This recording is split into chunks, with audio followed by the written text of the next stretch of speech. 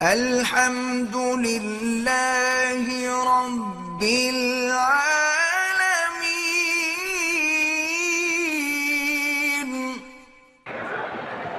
کہتے جی ایک شخص عمرہ کرنے کے لیے آیا، مغرب سے پہلے طواف مکمل کیا، مغرب کے بعد صفا مروا نہیں دوڑا، آپ کا بیان سننے کے لیے آ گیا، بعد میں جا کر اس نے صفا بھی دوڑا اور نمازیں بھی پڑھی، ٹھیک ہو گیا۔ میری بیوی نے عمرہ کیا، بال کاٹنا بھول گئی، 24 گھنٹے کے بعد کاٹ لیے، پر کوئی دم نہیں الحمدللہ، جب مباشرت میں کی کچھ نہیں ہوا تو کوئی دم نہیں۔ میں اولاد کے لیے حرم میں دعائیں کرتا رہتا ہوں، اللہ کی مرضی ہے جب چاہیں سنیں۔ نوح علیہ السلام کی دعا کتنے عرصے کے بعد سنی، حضرت ایوب علیہ السلام کی دعا کتنے عرصے کے بعد سنی، اب اس کی مرضی ہے تو مانگتے رہو، تم کیوں مایوس ہوتے ہو؟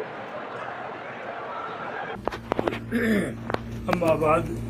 قال اللہ تبارک وتعالی فی القرآن المجید والفرقان الحمید،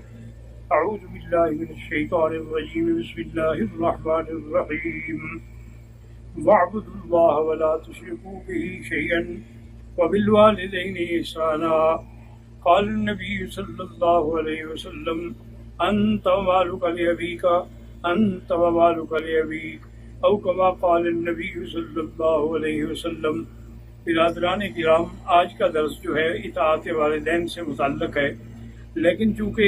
عید الفطر قریب آ چکی ہے، ایک تو آپ دماغ میں رکھ لیں کہ اسلام کے اندر صرف یہ دو عیدیں ہیں، ایک عید الفطر ہے اور ایک عید الاضحیٰ ہے جو حج کے بعد ہوتی ہے۔ اس کے علاوہ اور کسی عید کے بارے میں نہ اللہ کے قرآن میں ہے، نہ فرمان محمد مصطفیٰ میں ہے صلی اللہ علیہ وآلہ وسلم۔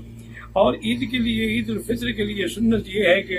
عید پڑھنے کے لیے جانے سے پہلے کوئی میٹھی چیز آدمی استعمال کر لے، کھجور کے چند دانے کھا لے، جیسے یہاں عرب حضرات کھجوروں کے ڈبے لے کے چلتے ہیں، راستے میں بھی سب کو کھلاتے چلے جاتے ہیں تاکہ سنت جو ہے وہ ادا ہو جائے۔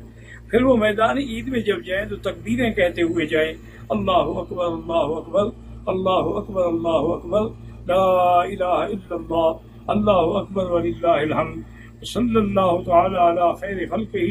سیدنا محمد وعلی آلہ وصحابہ وسلم تسلیما کثیرا کثیرا۔ اور اسی طرح یہ بھی سنت ہے کہ جس راستے سے جائیں واپس دوسرے راستے سے آئیں، تاکہ تمام راستوں کے اندر اللہ کی تکبیر، تحلیل اور تسبیح کا زبانوں پر ورد ہو اور اس کا پورے ذکر کا شور ہو، پورے عالم تک مسلمانوں کی اجتماع کی آواز پہنچے۔ پھر خطبہ امام دینے سے پہلے اگر اچھی طرح مسلمانوں کو نماز پڑھنا سکھلا دیں کہ بھی 6 تکبیروں کے ساتھ ہمیں نماز کیسے پڑھنی ہے، تو زیادہ بہتر رہتا ہے کہ لوگ غلطی نہیں کرتے ہیں۔